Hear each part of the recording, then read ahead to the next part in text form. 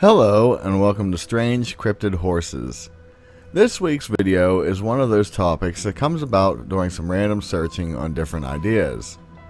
Within mythology and lore, there have been many beautiful creatures that have been talked about so much throughout history that even today they are well known to many people. Especially when considering the horse-type creatures, ones such as the fantastic Pegasus and the majestic unicorn are commonly thought of. With today's video, I want to talk about at least 3 horse-type beings that may or may not still roam the world, but aren't romanticized. No, these horse creatures are something that one would imagine could come from a person's nightmares. As with most cryptid-type beings, these may not be beautiful in the least bit, but that doesn't mean they are interesting. So let's look at these horses that no one in their right minds would want to try to ride. Water horse. As usual, when I try to make list type videos, I try to put the less fantastic ones first, but as you can see, if we're starting with a water horse, then we're in for some interesting creatures. When people think of a water horse, many quickly liken it to the Loch Ness Monster, especially due to the movie made in 2007 by the same name. In reality, the creatures are quite different. A water horse is a being that is found mainly in Celtic folklore, but have been around in other areas as well.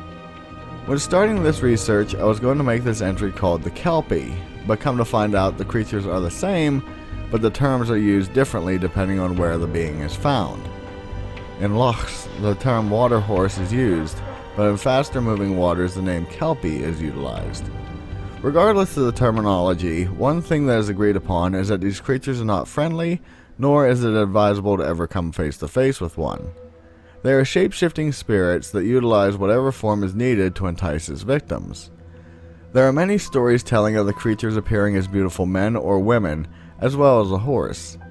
All of these forms are found hanging around a water source, mysteriously alone. Due to this, many people became leery of seeing lone animals or people by a river. As mentioned, these different forms allow this creature the ability to get close to things it wants to eat, and once its victim is near, it will drag them into the water for their meal. One of the most vicious of all water horse go by the name of Ichtyuska.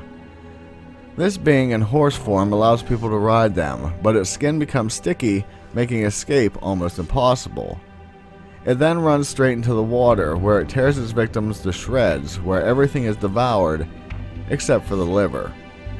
It should be mentioned that this version will eat cattle as well, and in some retellings will actually allow itself to be put to work as a workhorse by a farmer, with the sole intent of hoping to have its new owner try to ride it, with the same end results as previously mentioned. Traditionally, a water horse looks like a typical horse, but has webbed feet and has a long whale-like tail.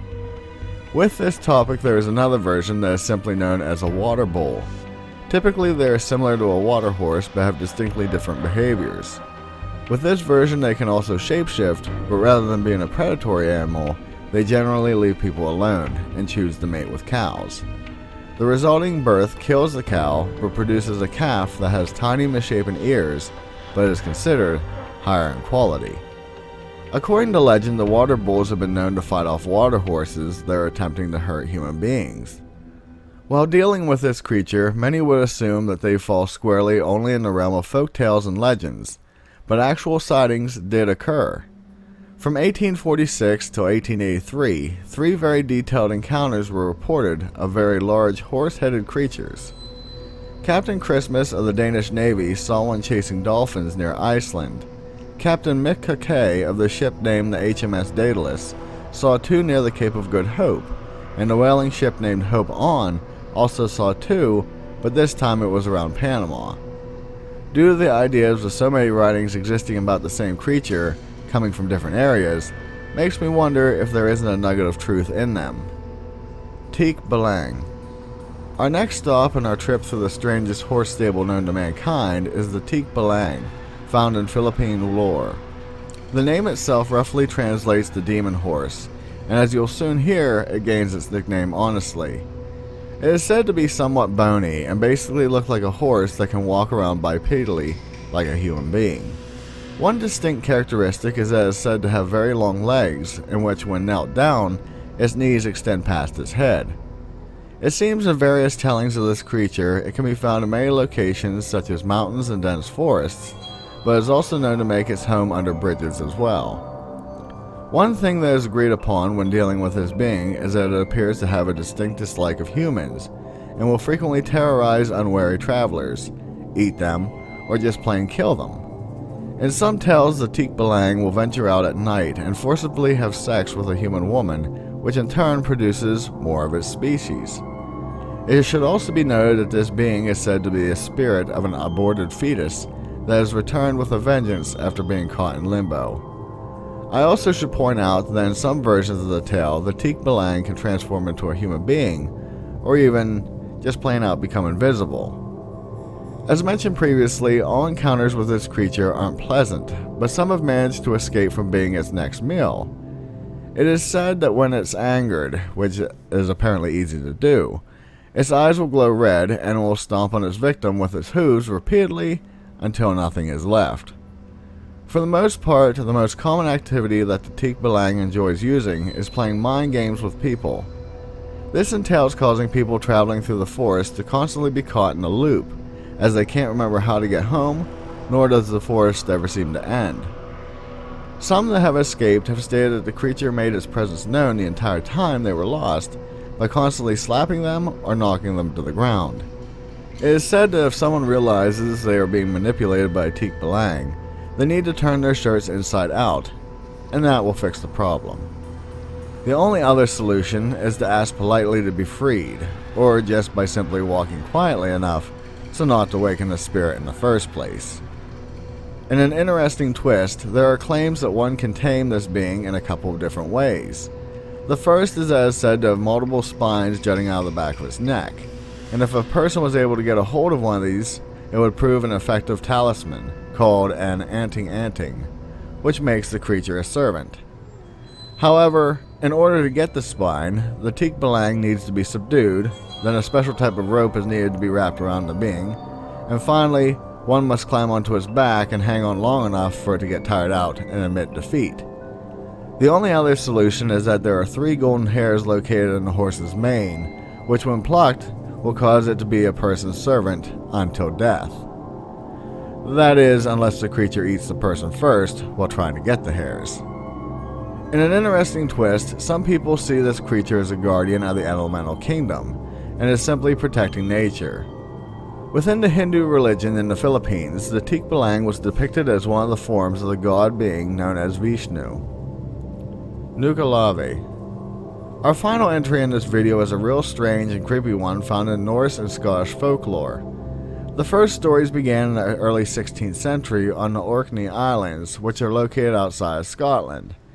This being will stop at nothing in order to cause harm to humans, and it became so feared that people refused to even mention its name without saying a prayer immediately afterwards. The name itself is translated to sea devil, with its roots being mainly tied with the previously mentioned water horses. For the most part, this creature is frequently considered a form of the devil.